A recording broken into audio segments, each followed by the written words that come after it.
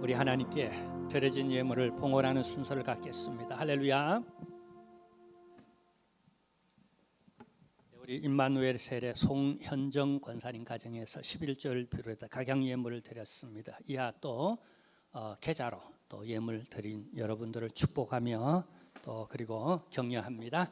이제 하나님의 말씀 보시겠습니다. 오늘은 사사기제 11장 29절에서 40절 끝절까지 말씀입니다. 사사기제 11장 29절에서 40절 말씀 우리 교독하는 시간 갖겠습니다. 29절 이에 여호와의 영이 입다에게 임하시니 입다가 길앗과 므낫세를 지나서 길앗의 미스베에 이르고 길앗의 미스베에서부터 암몬 자손에게로 나아갈 때에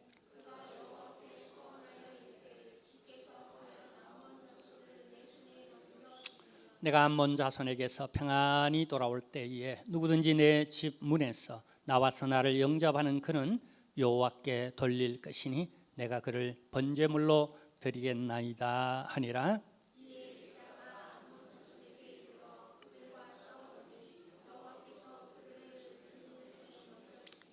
아로엘에서부터 민니스에 이르기까지 20성읍을 치고 또 아벨그라밈까지 매우 크게 무찌르니 이 암몬 자손이 이스라엘 자손 앞에 항복하였더라.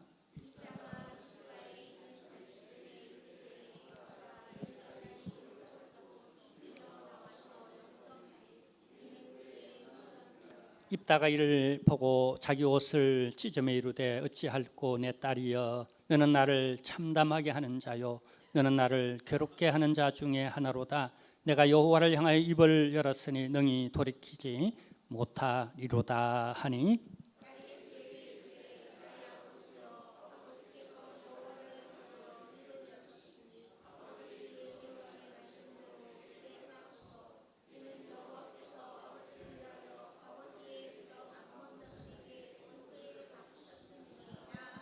또 그의 아버지에게 이르되 이 일만 내게 허락하사 나를 2달만 버려 두소서. 내가 내 여자 친구들과 산에 가서 나의 처녀로 죽음을 인하여 애곡하겠나이다 하니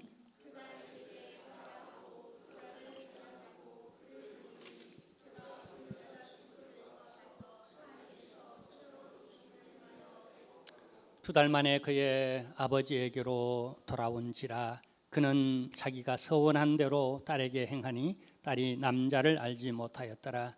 이것이 이스라엘의 관습이 되어 이스라엘의 딸들이 해마다 가서 길앗 사람 입다의 딸을 위하여 나흘씩 애곡하더라. 아멘. 할렐루야. 우리 광고 시간입니다. 먼저 우리 담임 목사로서 추석 인사를 드립니다. 여러분 추석 맞이하여서 하나님의 은혜와 평강과 축복이 가득하기를 원하고요. 명절 이후 우리 기독교 우리 전통적으로 하나님이 큰 은혜를 베푸신다 이렇게 기록되어져 있습니다. 우리 가을날 풍성한 그런 열매들로 여러분 영육간에 풍성해지시기를 축복합니다. 우리 이청도 사랑합니다. 네, 그다음에 우리 예수말 운동 참조해 주시고요. 금요 기도회 요즘 아주 은혜가 되고 있고 많은 분들이 합심하여 그렇게 기도하고 응답받고 있으며 나머지 기도 제목도 주보를 참조해 주시길 바랍니다. 이 시간 우리 성도의 교제를 한 1분 동안 하는 시간입니다. 서로 좀 추석 명절 인사를 서로 성도의 교제로 나누겠습니다. 추석 잘 쉬셨습니까? 은혜와 축복 많이 받으세요 하고 우리 이청도요. 할렐루야. 우리 하나님은 어떤 분이실까요?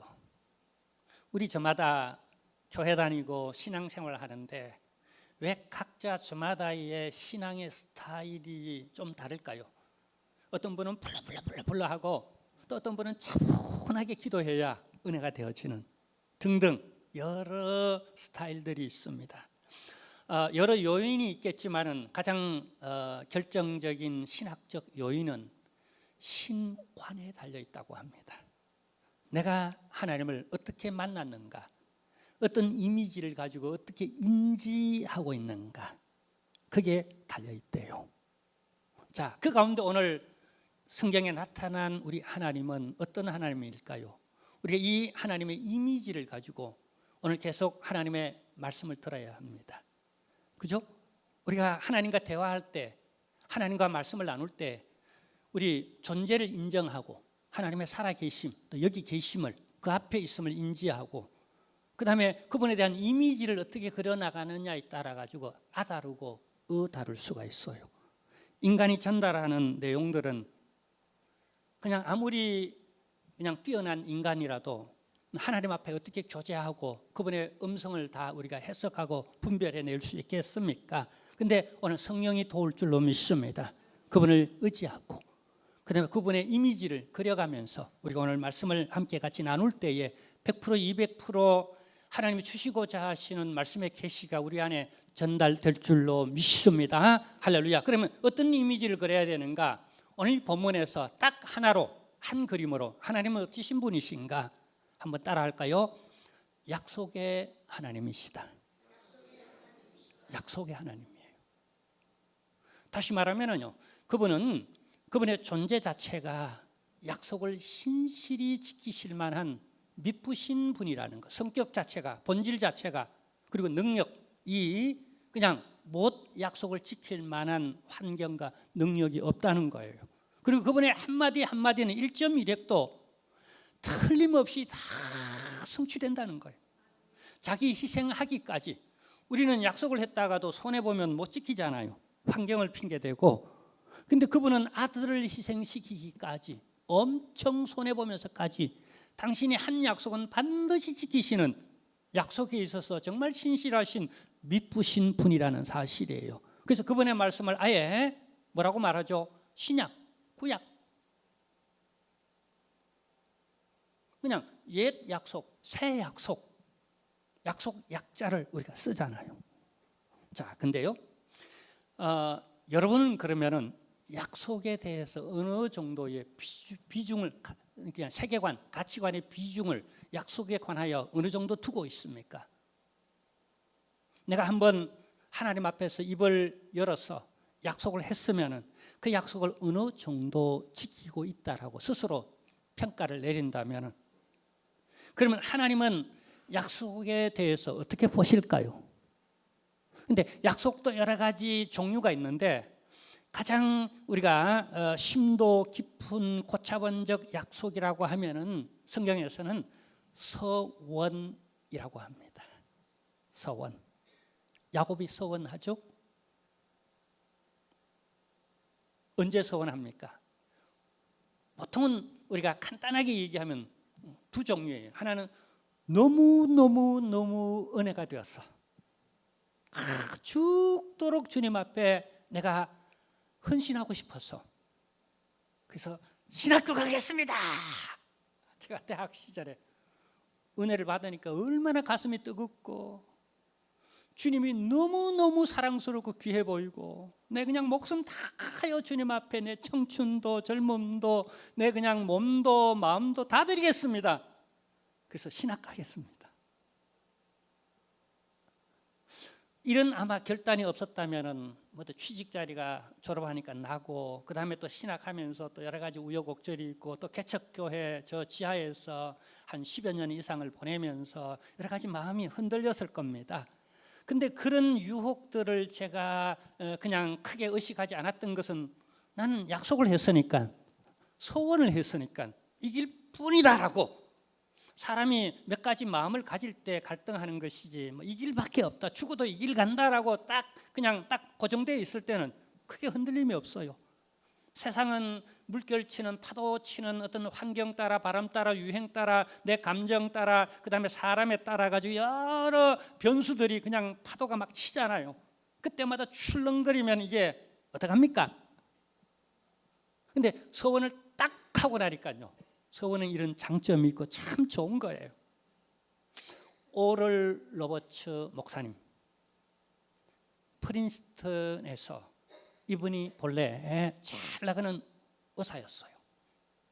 그 어느 날 돈도 많이 벌고 또 교회 장로로서도 많이 헌신하고 정말 복음도 많이 전하고 이런 분인데 어느 날 갑자기 모든 걸 내려놓고 프린스턴 신학교에 입학을 했어요. 주변에서 깜짝 놀랍니다. 근데 이분이 20여 년 전 대학 시절에 서원했답니다. 은혜를 받고 하나님, 제가 복음 전하는 목회자가 되겠습니다. 특히 전도하는 그 목회자가 되겠다고. 근데 20년의 세월 동안 정신없이 의사로서 활동하고 돈 벌고 또 교회 장로로서 많은 또 여러모로 헌신을 하고요. 근데 어느 날 갑자기 문득 그냥 양심의 가책은 어느 정도 받아왔지만 어느 날 크게 성령이 임하여서 또 서원했지 않는가? 하나님과의 약속은 반드시 지켜야 되지 않는가? 그래서 이분이 남긴 유명한 말이 있어요. 사랑과의 약속도 중요하지만 하나님과의 약속은 더 소중합니다라고. 이 양반의 명언이에요.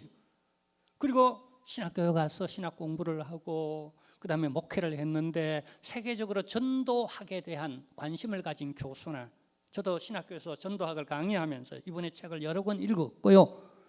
아주 유명한 정말 그 복음 전하는 그런 목회자가 되어졌어요. 아마 이분이 서원하지 않았다면 이렇게 못했을 거예요. 그럼 또 한 가지 서원은요, 야곱과 같은 서원인데 혹은 한나와 같은 서원인데 너무 없는 것 있죠. 너무 고통스러운 것 있죠. 그 앞날이 보장되어져 있지를 않습니다. 그래서 하나님이 주신다면 내가 반드시 이렇게 하겠습니다라고 하나님과 약속을 하는. 근데 하나님은 그걸 다 이루어줬어요. 그 믿음이 가상하지 않아요.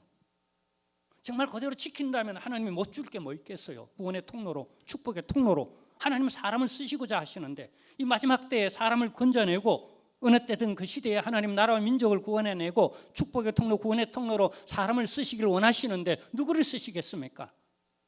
하나님 뜻대로 그 복음을 나누고 가진 걸 나누며 인격을 나누고 사랑을 나누고 말씀을 나누고자 하는 사람들에게 뭔가 하나님은 특별히 더 주고 싶은 마음이 아니시겠어요? 우리 하나님은 지극히 인격적인 분이세요. 우리가 만나는 하나님은 이 시간 우리가 지금 대화를 나누시는 우리가 그 앞에 계신 우리 하나님 목석이 아니세요. 기뻐할 줄도 알고 도할 줄도 알고 대단히 즐거워하실 줄도 아시는 인격적인 우리 하나님이신 줄로 믿습니다. 그분을 한번 기쁘게 해보세요. 우리 아이들이, 자녀들이 나 열심히 공부하겠습니다, 그리고 내가 부모님께 효도하겠습니다라고 딱 이렇게 할 때 더 사랑스럽죠. 그렇지 않아도 밀어주겠지만은 더 밀어주고 싶고, 그렇지 않아도 행복하고 잘 되기를 기도하겠지만은 더 그 비전을 가지고 함께 기도해 주겠죠. 이게 우리 아버지 하나님의 마음이라는 사실을, 오늘 그 마음을 만나시기를 주님의 이름으로 축원합니다. 할렐루야. 자, 서원은요, 오늘 서원이라는 단어가 나오는데요. 그리고 서원을 주제로 오늘 말씀을 여기 오늘 성경에 우리 계속 이제 이렇게 사사기를 봐오고 있는데 오늘 이 11장의 마지막 부분은 서원하는 부분이에요. 자, 우리 여러분 서원이 뭔지를 좀 알아야 되는데, 먼저 어떤 경우에 우리가 서원을 하느냐 하면은요, 먼저는요, 신앙의 실천을 위하여 내가 서원할 때가 있어요. 그냥 간단하게 아주 단순한 예를 들면은 나도 모르게 내가 자꾸 예배에 지각하는 것 있죠. 그래서 하나님, 내가 다른 이제 핑계 대지 않고 절대로 예배는 내가 미리 준비해서 미리 하나님과의 예배의 약속, 이 약속 기본을 내가 제대로 지키겠습니다라고 딱 결단하고 하나님 앞에 선언하는 것, 이런 것으로 비롯해서 신앙생활을 위한 그러한 서원이 있습니다. 한번 할 필요가 있지 않겠습니까? 자, 그 다음에요, 둘째는요, 감사와 찬양을 위한 서원이 있어요. 하나님의 은혜가 너무 귀하고 너무 커서 북받쳐 오르는 이 감당할 수 없는 이 은혜로 말미암아 하나님이여 내 평생의 주를 찬양하며 주를 즐거워하겠나이다. 이게 다윗의 서원이죠. 그 서원을 따라 그는 어떤 상황 속에서도 반역이 일어나고 막 사람들이 욕하고 심의가 막 그냥 욕하고 막 이렇게 할 때도 그는 하나님께 감사하며 찬양하고 하는 이런 서원이 있기 때문에 필요하잖아요.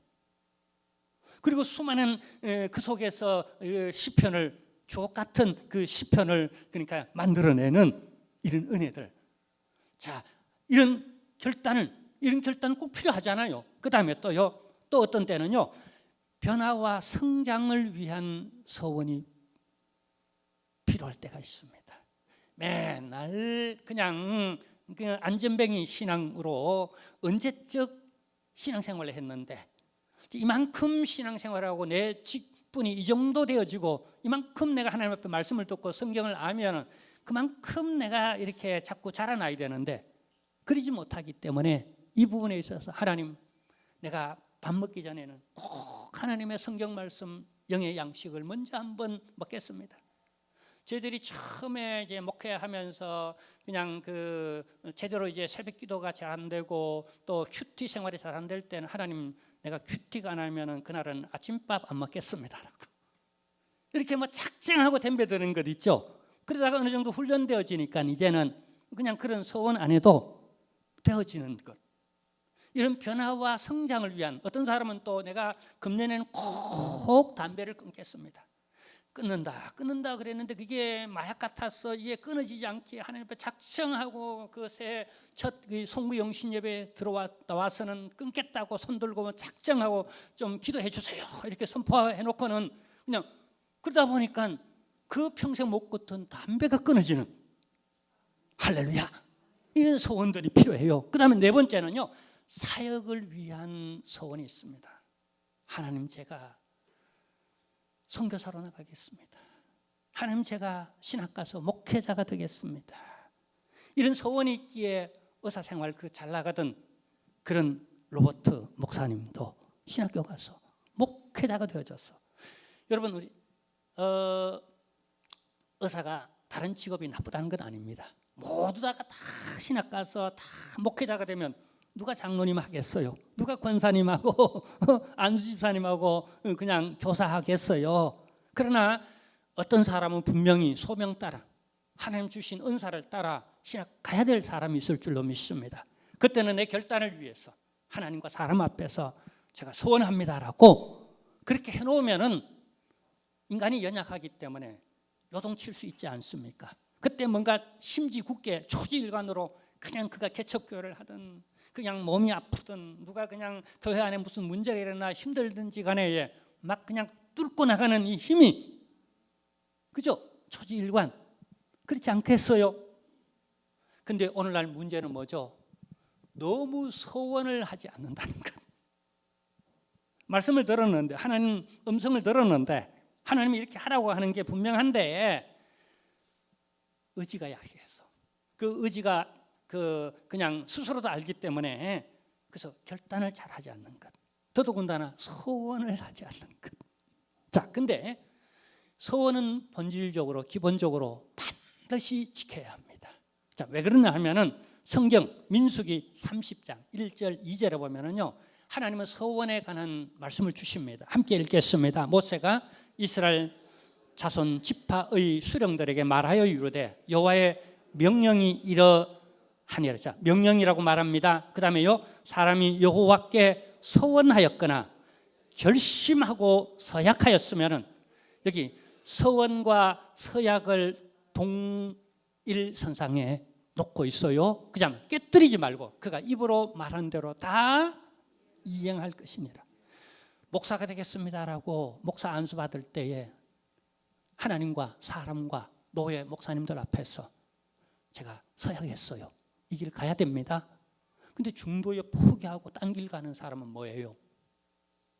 서약했는데 이게 서원한 거랑 똑같은데, 장로님 될 때에 손 들고 선서했죠, 우리 장로님들. 그리고 안수 받으셨죠. 그게 권위가 있고, 아멘. 스스로 이 서약 그때 그대로 행하겠다고 하는 서약을 무너뜨리면 스스로 권위를 무너뜨려 버리는 거예요. 우리 안수집사님들 마찬가지, 권사님들 마찬가지, 우리 교사로 임명받을 때에 우리 교사 선생님들, 셀 리더들, 우리 다 마찬가지. 또 그다음에 결혼 서약도 있죠, 그죠? 그래서 여러분, 성혼을 할 필요가 있어요. 요즘 막 결혼을 하려고 그러는데 하나님 앞에서 서약, 이건 소원이에요. 흰머리 아니 검은머리 팥불이 되도록 해.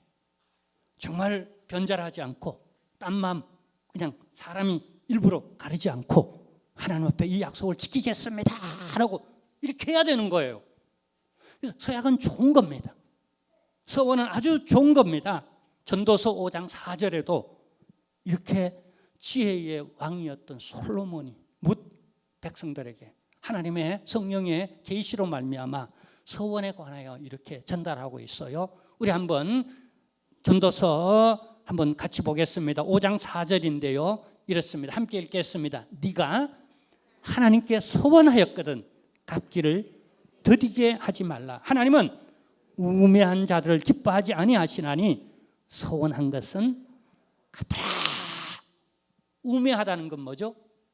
하나님을 제대로 인식하지 않고 하나님 앞에 내 하는 말을 막 그냥 추절돼 버리는, 중언부언하고 막 추절돼 버리는 것, 우매한 사람이에요. 신중하게 서원해라. 그리고 당신 입 밖에 낸 것이라면 환경 핑계 대지 말고 누구 탓하지 말고 무조건 그것은 이행하라라고. 그게 지혜라는 겁니다. 솔로몬의 지혜 중에, 하나님이 솔로몬에게 주신 지혜 중에 그 한마디가 서원은 갚는 거다. 그러나 우매하게 서원은 하지 말아라. 이 교훈입니다. 자, 근데 오늘 본문 내용은 서원은 서원인데 또 서원의 종류가 너무 은혜 받고 감격해서 하는 서원이 아닌 위급한 상황 가운데서 하나님이 이렇게 주시면 내가 이렇게 하겠습니다라고 하는 조건부적 그런 서원을 밑바탕으로 하여서 그가 너무 쉽게 우매한 자의 서원을 해버리는 겁니다. 그러나 그럴지라도 그가 하나 잘하는 것은 우매한 서원을 했어도 내가 한 서원이라는 거예요. 이행해야 돼요? 말아야 돼요? 이행해야 되는 거예요. 이게 사나이 대장부입니다. 그리고 더 훌륭한 것은 그 딸입니다. 딸이 아버지의 서원을 따라서 자기 십자가를 지는 거예요. 자기 희생을 합니다. 애곡하며 2달 동안 산 위에 올라가 처녀로 죽는 것이 너무 슬퍼서 아마 정인이 어쩌면 다 성장한 딸이기 때문에 정인이 사랑하는 정인이 있었을런지도 몰라요. 성경은 밝히지는 않지만 2달 동안 산 위에 올라가서 애곡하는 이런 슬픈 역사를 또한 가지고 있어요. 그러니까 서원은 본래 아주 좋은 건데 이걸 남용하거나 오용하면 자칫 너무 좋은 것이기에 이게 독이 될 수도 있다는 사실 앞에서 우리가 하나님 앞에 어떤 입을 열 때는 보다 신중한, 죽어도 그것을 지키고야 말아야 한다는 이런 각오로 그 서원을 해야 된다는 거예요. 그죠? 그래야 주의 길을 가다가 그냥 어렵다고 그냥 피해가 버리면 순교자의 영성 그건 없는 거예요. 오늘날 찾아볼 수 없는 거예요. 십자가의 영성, 좁은 문 좁은 길에 순교자의 영성 그건 하나님 앞에 딱 결단하고 이거다 싶고 딱 잡고는 그냥 초지일간 누가 뭐라 그래도 그냥 변수는 없어요. 핑계도 없어요. 그냥 그거 하나뿐이에요. 무지막지 그냥 무식하게 그냥 단무지예요. 단순 그냥 무식 지랄이라 그럽니까? 하여튼 단무지예요. 누가 뭐 지랄이라 그래도 그냥 단무지예요. 단순 무식 지랄이에요. 그냥 주님밖에 없어요. 할렐루야. 자, 근데 여기 입다가 발등에 불이 떨어졌습니다. 우리가 아는 대로 지난주에 봤습니다. 그는 기생이 낳은 아들 입다. 근데 어떻게 해요? 이방 암몬 자손이 요단강을 건너와서 늘 18년 동안 이스라엘을 괴롭게 합니다. 이 괴로움을 통하여서 이스라엘은 깨닫게 되어집니다. 우리 인간이 참 미련한 게 이게 고난 그 통해서 뭔가 많이 깨닫게 된다. 실패를 통하여 더 많이 깨닫게 되어지고 이런 좌절을 통해서 고통을 통해서 더 많이 깨닫게 되어지는 것 있을 때 잘해. 근데 꼭 없어져 봐야 그 가치를 아는 우리의 지식의 한계입니다. 그럴지라도 비록 무디어서 드디 깨닫지만은 그래도 깨닫는 게 하나님의 백성들입니다.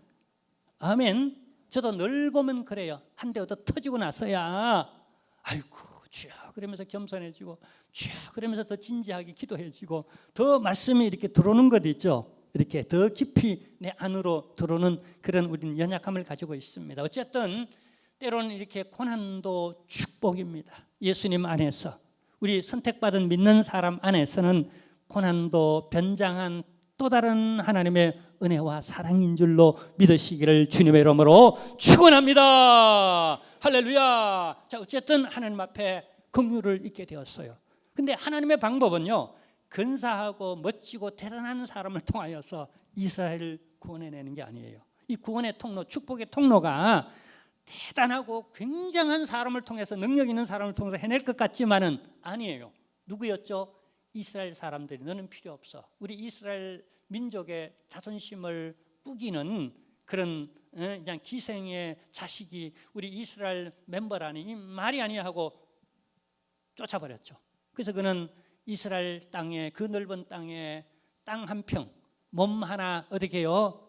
그렇게 이렇게 비비고 그냥 기댈 만큼의 여유가 없어서 이방 땅으로 쫓겨나서 이방인의 비류와 더불어 그렇게 지내는, 그러나 그가 하나 가지고 있는 것은 이 사사기 시대에 신의식을 가지고 있었다는 겁니다.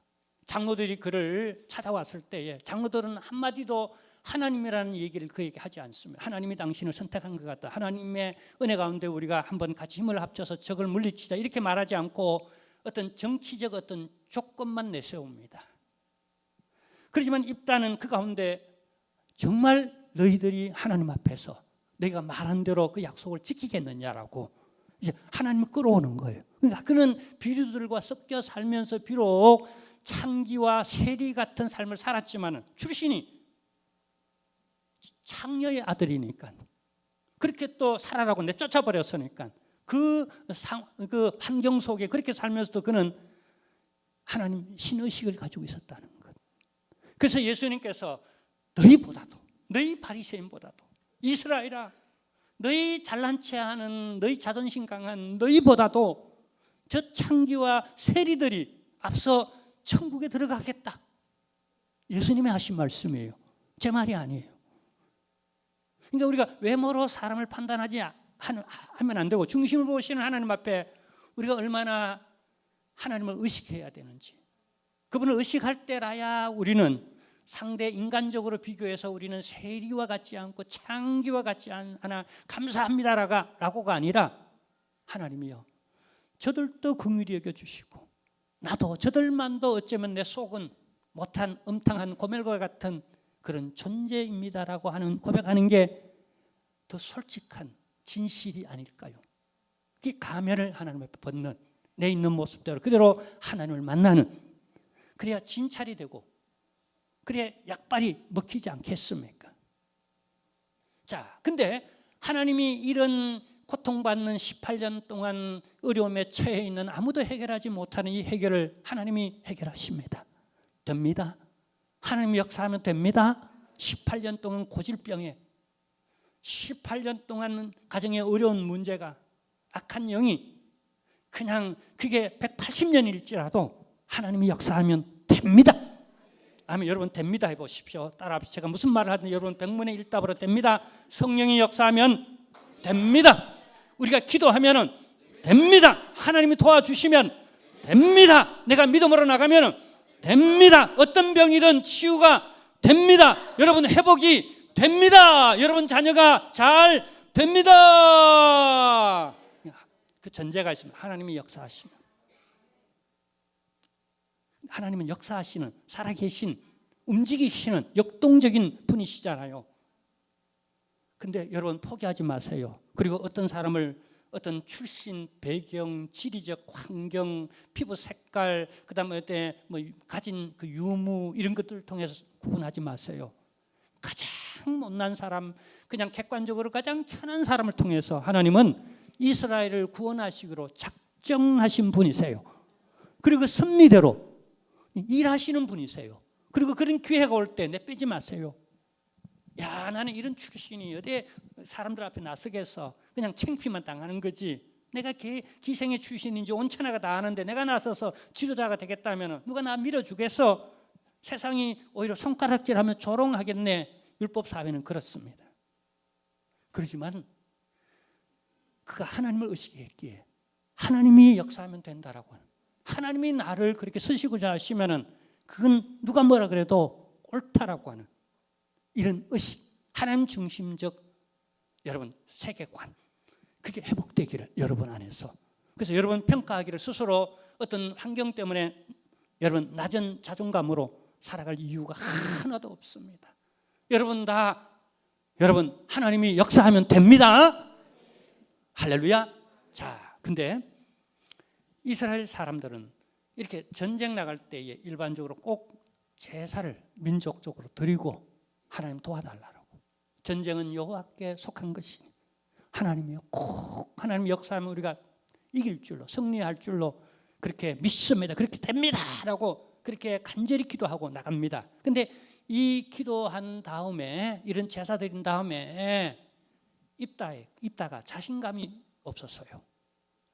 그러면 하나님이 이기게 해 주실 줄로 내가 예배 잘 드리고 기도하고 막 이렇게 했으면, 나를 또 사사로 불렀으면 그게 이미 하나님께서 뭔가 역사하실 하나님의 계획이 있는 줄로 하나님을 팍팍 믿어버려야 되는데, 근데 좀 믿으면서도 약간의 그 100%가 못 되는 2%가 부족한 뭔가가 있어서 그가 서원합니다. 서원은 본래 좋은 거라고요, 나쁜 거라고요? 좋은 거예요.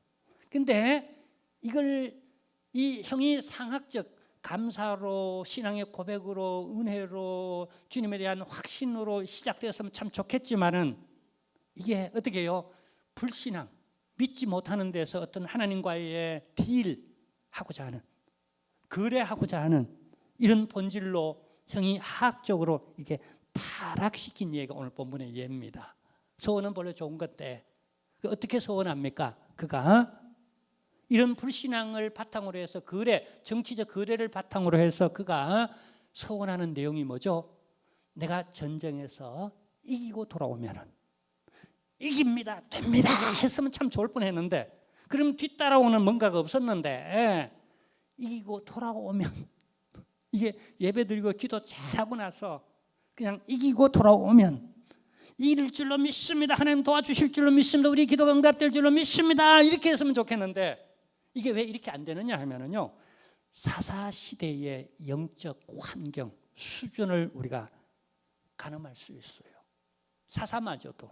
사실 당시에 그 장로들도 전부 다가 신의식이 제대로 되어 있지 않았다고 했잖아요.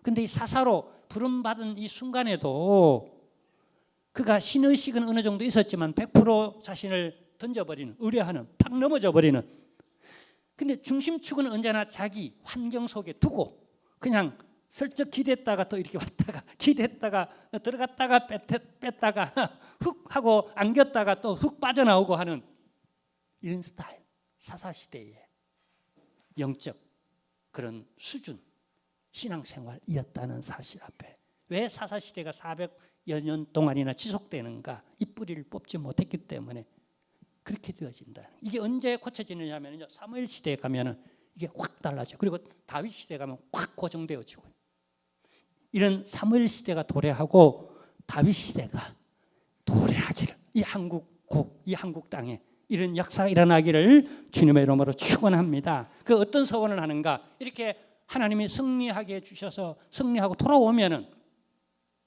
누구든지 내 집에서 가장 먼저 나를 맞아주는 그 사람을 하나님께 번제물로 드리겠습니다. 할렐루야. 남의 일이라고 아멘 그러네요. 당신 딸을, 그것도 무남입니다. 아들도 없고 다른 형제 딸도 없고 딱 유일하게 외동딸 하나, 딱 그것뿐인데 하필이면 전쟁에 승리하고, 근데 승리하고 돌아오는 그 배경에 보면은요, 여기 오늘 본문에 보면요, 성령이 임했다라고. 그 출신 학벌 비류와 그냥 조폭처럼 불량배처럼 그렇게 돌아다니던 그런 그 슬럼 속에서 있던 그 청년을 성령이 임해버리니까 사사가 되는 것 있죠. 성령이 임하니까 역사가 일어나는 것 있죠. 모든 과거를 다 맑게 씻겨버리고 지금 현재 상황을 다 초월해서 그냥 대성하도록 성령이 임하면 역사가 일어납니다. 성령이 임하면 됩니다. 그래서 마치 사사기를 우리가 쭉 보잖아요. 쭉 봐왔는데 그냥 우리 몇 달 동안 봐왔고 이제 한 절반 왔습니다. 이제 또 절반 동은 와 가는데요. 뭘 보는가? 저는 이 사사기를 통하여서 새롭게 발견하는 게 신약의 사도행전을 접하게 되는 거예요. 구약의 사도행전처럼 제 마음에 느껴지는 것이 있죠. 왜냐하면 여러 사사들이 나올 때 이 평범하고 그냥 출신도 다양하고 농사짓던 사람 뭐 어떻게 그냥 주님께 불평하던 사람 미약한 그 기도원 뭐 그다음에 오늘 이 기생 출신의 여기 이 뭐 그냥 그 비류와 섞여 살던 그런 불량배 이런 사람이든 간에 그냥 사사로 막 세워지는데 근데 한결같이 공통점이 있어요. 성령이 임하는 할렐루야 이 공통점이 있어요. 그러니까 여러분 우리 사도행전을 보면은 사도들이 그냥 죄다 어부들이고 가장 똑똑했던 가룟 유다잖아요. 제외하고 그냥 전부 다 갈릴리 출신의 그 어부들이었는데 성령이 임하니까 세상이 감당하지 못하더라. 그러니까 이 구약 시대에 평범한 사람 아니 어쩌면 우리가 무시해도 좋을 만한 그런 부류의 사람조차도 성령이 임하니까 세상에 그 어떤 누구도 감당치 못하는 이런 사람이 되더라는 거예요. 성령 임하기를 원합니다. 성령이여 임하소서 충만하게 임하소서 내 부족한 백도 없고 돈도 없고 의도 없고 잘나지도 못하고 경건치도 못하고 비리와 같고 창기와 같고 세리와 같은 못난 내 인생이지만 성령님이여 임하소서 그게 다예요. 그러니까 승리하는 거예요. 역사가 일어나는 거예요. 하나님의 영이 임하니까 역사가 일어나는 거예요. 오만 사람이 다 덤벼들어도 오만 환경이 불리해도 됩니다. 승리가 됩니다. 할렐루야. 자, 여기까지는 축제였습니다. 그 다음에 이 일로 말미암아 이제 더 본질적으로 말하면 그가 전쟁 떠나기 전에 예배 잘 드리고 기도 잘하고 잘못된 서원으로 말미암아 이게 슬픈 변주곡으로 전환되어집니다. 그가 승리하고 나오니까 소고를 치면서 열렬히 누구보다도 앞장서 환영하며 춤을 추면서 할렐루야! 그냥 주체할 수 없는 기쁨과 즐거움에 춤을 추면서 그 앞에 막 달려나가 화락 안기는 한 처녀가 있었는데 누구요?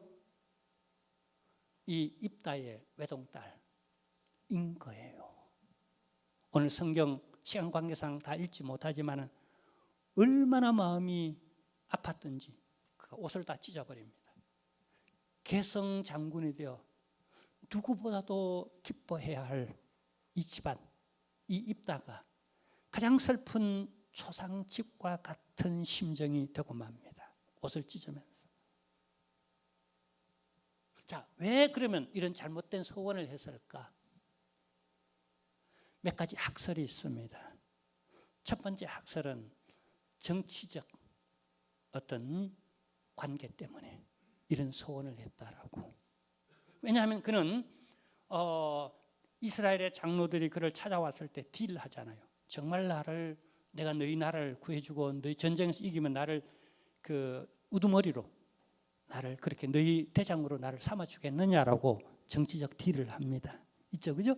그러니까 헌신은 무조건적 헌신이어야 돼요. 자기 희생적 헌신이어야 되지만은 어떤 이렇게 정치적 어떤 그런 그 인물적 차질이 그에게 있었기 때문에 이걸 하나님과도 그렇게 딜하려고 하나님 이기게 해주시면은 제가 저희 집에서 그냥 가장 먼저 뛰쳐나오는 그냥 식구니까 소중한 거죠, 그죠? 그죠? 그러니까 자기 식구들 중엔 누구든 하나님께 드릴 수 있겠다라고 하는 이런 정치적 딜을 그러니까 다른 사람을 희생시켜서 내 목적을 이루고자 하는 이게 정치의 생리예요. 이런 썰이 있는 거예요. 그다음 두 번째 썰은 그런 어릴 때부터 쫓겨나서 율법, 하나님의 법도를 제대로 배우지 못하고 이방인의 땅에서 거주하면서 그렇게 생활해 왔기 때문에 이방인들이 자기 신에게 그 몰렉 신들이 그랬죠. 자기 자녀를 하나님께 이렇게 자기 신에게 제물로 드리는 이런 이방 종교의 영향을 그가 자기도 모르게 받아왔어. 그래서 그런 식으로 그가 하나님을 섬기려 한 이런 관점도 있습니다. 그 다음에 또 하나의 또 관점이 있는데 그 관점은 뭐냐 하면은요, 이런 관점도 있어요. 설마 내 딸이겠나라고 하는, 딸이 뛰쳐나오겠는가라고 하는 건. 자, 이건 뭐냐 하면은 실제로 딸이 뛰쳐나왔을 때 굉장히 후회하는 모습 속에서 설마 내 딸이겠나라고 하는, 어쩌면 딸 외에 종이 뛰쳐나오거나 아니면 여러 아내들 가운데에 첩 하나가 나오면은 그걸 인신제물로 이렇게 드리는 정도로 생각하지 않았나라고 하는, 이런 그가 구체적이며 이런 헌신을 하지 못하고 보다 일반적이며 보편적인 다른 어떤 드릴 만한 것을 드리고자 하는 최상의 선물은 아닌 어떤 그 관념 속에서 하여튼 이런 서원들은 잘못된 서원이었다는 거예요. 자, 그러나 우리 하나님은 어떻게 할까요? 이 서원을 잘못된 서원이지만은 그대로 하나님 지키게 할까요? 그건 취소야. 네가 서원 자체가 잘못됐으니까 그건 안 해도 돼. 이렇게 했을까요? 아니에요. 오늘 성경에 보면 하나님은 그대로 그 딸을 번제물로 드리도록 만듭니다. 왜 그럴까요? 여기 고백이 있어요. 두 고백이 있습니다.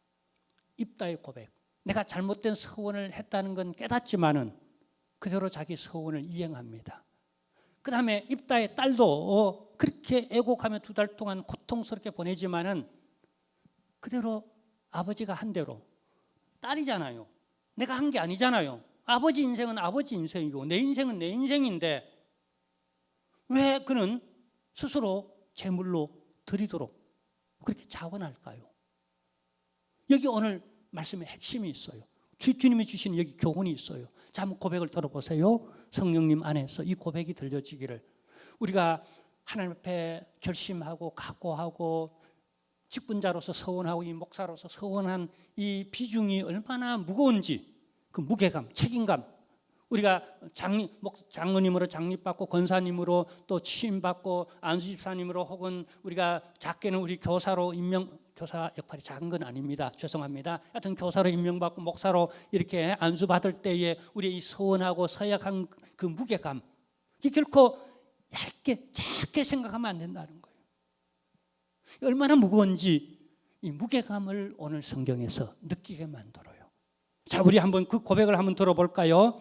자, 한번 그 고백이 오늘 본문에 나오는데 몇 절이죠? 여러분 한번 찾아보세요.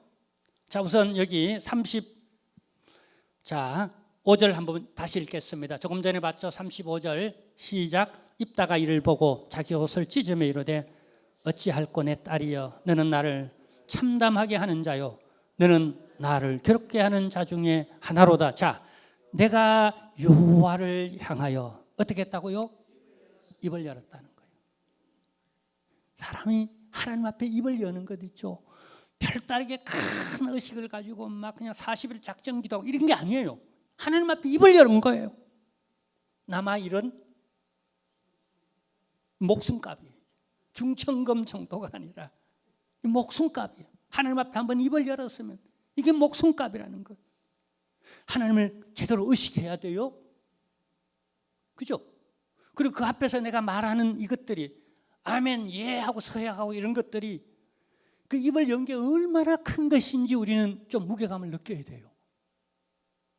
그래서 약속 없는 사람이 아닌, 그 약속을 제대로 실천하지 않는 개떡같이 생각하고 약속을 팍팍 어겨버리고 하는 그런 신실치 못한 그런 크리스찬이 아닌 우리 회복해야 됩니다. 우리는 하나님을 믿는, 약속을 믿는 약속의 백성들입니다.